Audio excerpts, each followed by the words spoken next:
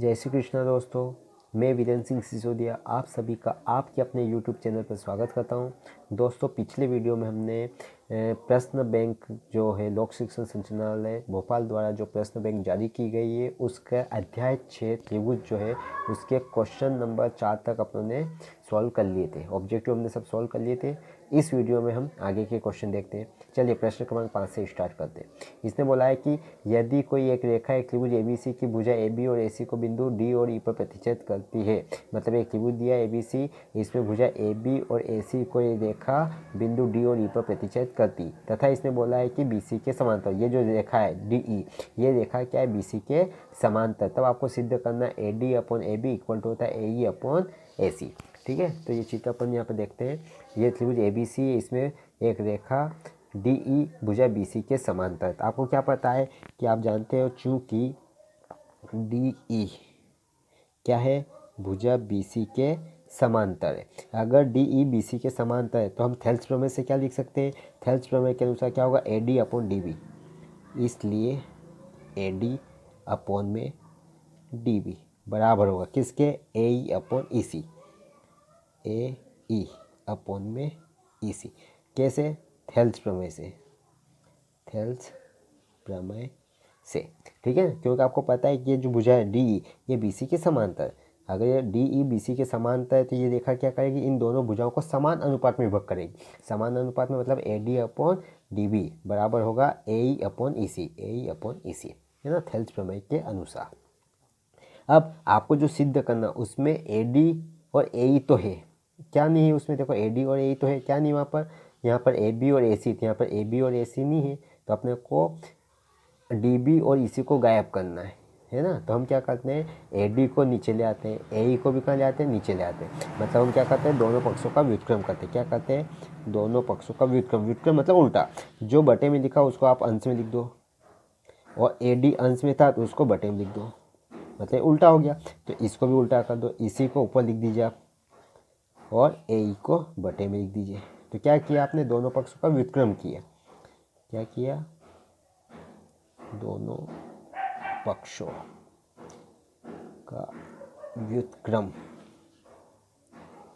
करने पर, व्युत्क्रम मतलब उल्टा कर दिया। ठीक है, अब आप जानते हो ए बी कब आएगा? ये भुजा ए बी ए डी और डी बी प्लस हो जाए, है ना। तो ए बी और ये ए डी है और ये है क्या है? डी बी, इन दोनों को प्लस करना है। तो उसके लिए हम क्या करें? दोनों पक्षों में एक जोड़ दें। क्या करेंगे?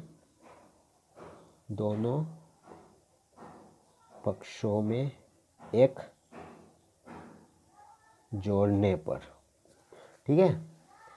तो यानी कि यहाँ पर क्या था?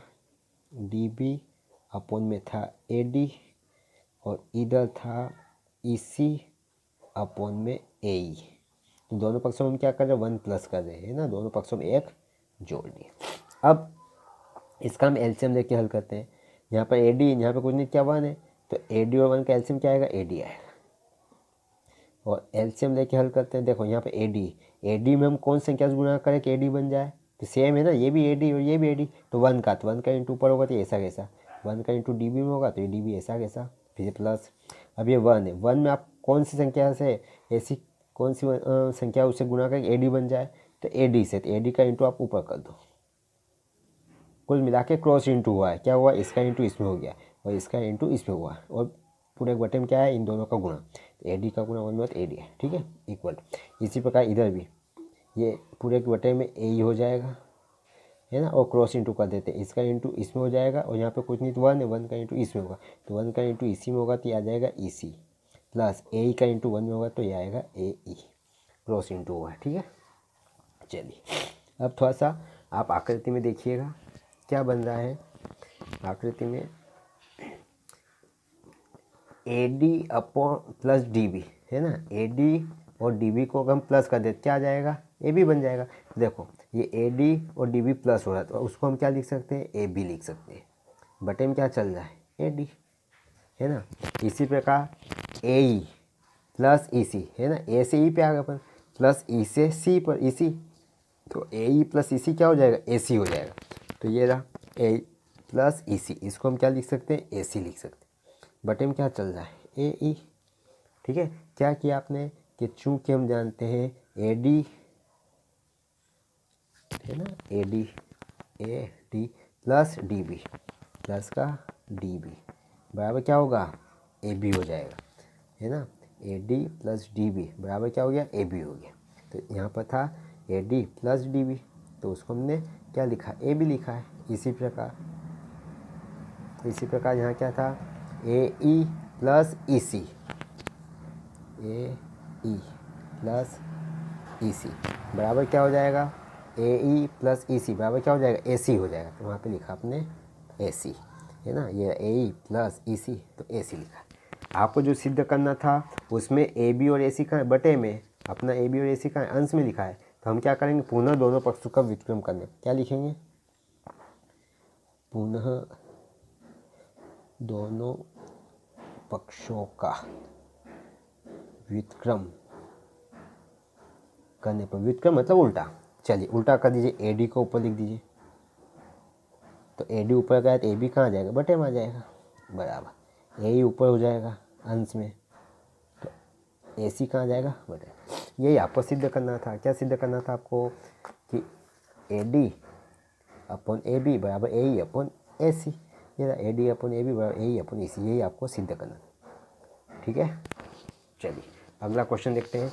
क्वेश्चन नंबर 6, क्या बोला इसने, कि आकृति बनी हुई है, ये आकृति बनी हुई है, पी क्यू आर एक त्रिभुज है, उसमें एक भुजा एस टी खींची हुई है। ठीक है, इसने क्या बोला है, P S upon S Q, P S upon में एस क्यू क्या है, बराबर पी टी अपॉन में टी आर, मतलब ये भुजा इस त्रिभुज की दो भुजा पी क्यू और पी आर को समान अनुपात में विभक्त करी, बराबर है ना, मतलब समान अनुपात में विभक्त करी।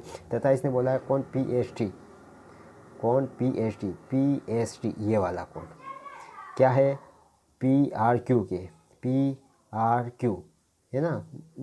कौन में जो बीच में आता है उस कौन की बात हो रही, देखो पी आर क्यू मतलब कौन कहाँ बनेगा, आर पे बनेगा, पी आर क्यू। तो आप इस रास्ते आए, इस रास्ते चले गए, इन दोनों रास्तों को मिला दो तो ये कौन बना। ठीक है, तो ये कौन और ये कौन बराबर है, तथा भुजाएं क्या है, समान अनुपात में विभक्त करती है। एस टी जो रेखा है ये इन दोनों भुजाओं को समान अनुपात में विभक्त करती है। तब आपको सिद्ध करना है कि जो त्रिभुज है पी क्यू आर क्या है, एक समद्विबाहु त्रिभुज। समद्विबाहु मतलब ऐसा त्रिभुज जिसकी दो भुजाएं बराबर है। ठीक है, चलिए अगला क्वेश्चन देखते हैं। ये तो आपको दिया है कि ये जो आकृति है पी क्यू आर त्रिभुज, उसमें भुजा एस टी क्या करती है, इस भुजा पी क्यू और पी आर को समान अनुपात में विभक्त करती है, कि P S upon S Q बराबर है P T upon T R. तो आप जानते हो थेल्स प्रमेय का विलोम क्या कहता है, कि यदि किसी त्रिभुज में एक सरल रेखा उसकी किन्हीं दो भुजाओं को अगर समान अनुपात में विभक्त करती है, तो वो जो भुजा है वो क्या होगी, वो जो रेखा है वो तीसरी भुजा के समांतर होगी। तो हम क्या बोल देंगे कि इसलिए एस टी ये जो रेखा है ये समांतर होगी किसके, क्यू आर के। कैसे किया आपने, थेल्स प्रमेय के विलोम से, थेल्स प्रमेय के विलोम से, किससे, विलोम से, थेल्स प्रमेय के विलोम से। क्योंकि ये भुजा क्या कर दी, इन दोनों भुजाओं को समान अनुपात में विभक्त कर दी, इसलिए क्या होगी, ये इस भुजा के समांतर होगी। अगर ये इस भुजा के समांतर है तो ये वाला कोण और ये वाला कोण बराबर होगा। क्यों बराबर होगा, आप जानते हैं कि यदि कोई दो समांतर रेखाएं होती है, उसे एक तिर्यक रेखा मतलब एक तिरछी रेखा अगर प्रतिच्छेद करती तो ये संगत कोण जो होते हैं बराबर होते हैं। तो ये कोण और ये कोण संगत है, इसलिए दोनों क्या हो जाएंगे, बराबर होंगे। तो चूंकि आप जानते हैं दोनों भुजाएं समांतर है, इसलिए ये कोण जिसका मान है पी एस टी, इसलिए कोण पी एस टी बराबर होगा इसके, किसके बराबर होगा, इसके। तो इस कोण का नाम क्या देंगे अपन, पी क्यू आर। क्या देंगे, कोण पी क्यू आर, ये दोनों बराबर हो गए। क्यों हो गए भैया, क्योंकि दो समांतर रेखाएं थी, उन समांतर रेखाओं को एक ये तिर्यक रेखा प्रतिच्छेद करी, इसलिए दोनों कोण बराबर होंगे। इनको हम बोलते हैं संगत कोण। क्या बोलते हैं, संगत कोण। चलिए ये समीकरण 1 बन गए। परंतु आपको दिया था, क्या दिया था, परंतु आपको कौन दिया है कि पी एस टी, कौन पी एस टी बराबर इसके, है ना, ये जो कोण है इसके बराबर है। ये आपको क्वेश्चन में दिया गया था। क्या दिया था, कि कोण पी एस टी बराबर P R Q, P S T बराबर है कोण पी आर क्यू। ठीक है, देखो पी एस टी ये कोण किसके बराबर है, पी आर क्यू इस कोण के ये बराबर है।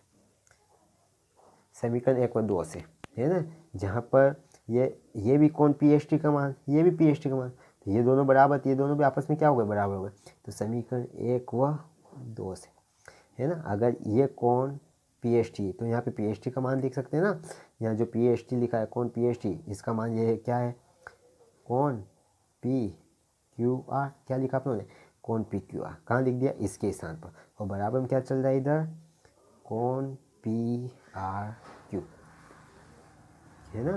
क्या लिखा आपने, यहाँ कोण पी एस टी लिखा है, इसके स्थान पर आपने पी एस टी का मान रख दिया, क्या लिखा, पी क्यू आर, ये पी क्यू आर, फिर यहाँ पे बराबर, तो ये ऐसा के साथ, और ये पी आर क्यू।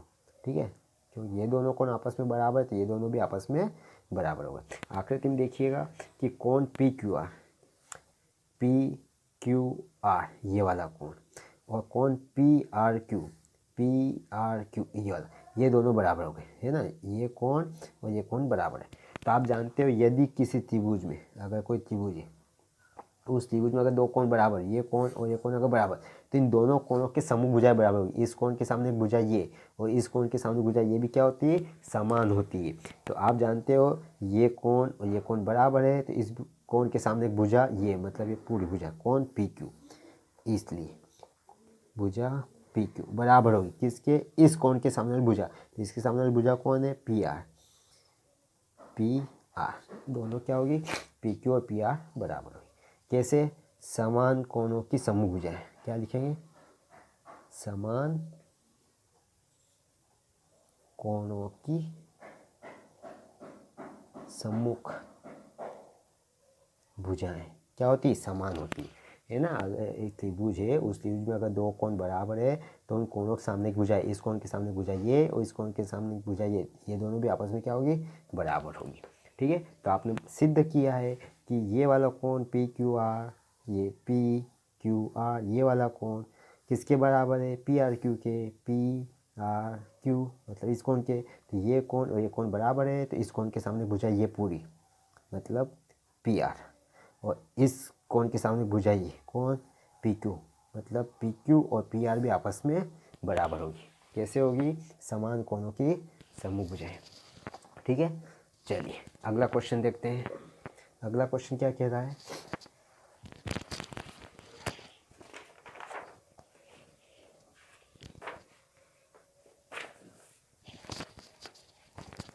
प्रश्न क्रमांक 7। इसने बोला है कि ये जो आकृति बनी हुई है, इस आकृति में डी समांतर बी सी के, डी बी सी के समांतर। ठीक है, तब आपको इसी का मान ज्ञात करना है। ठीक है, ये आकृति बनी हुई है, इसी में देख लीजिएगा आप। आपको पता है, क्या पता है कि डी ई बी सी के समांतर, ये जो डी बी सी के समांतर, अगर डी ई बी सी के समांतर है, तो थेल्स प्रमेय के आधार पर हम क्या लिख देंगे, A D upon D B.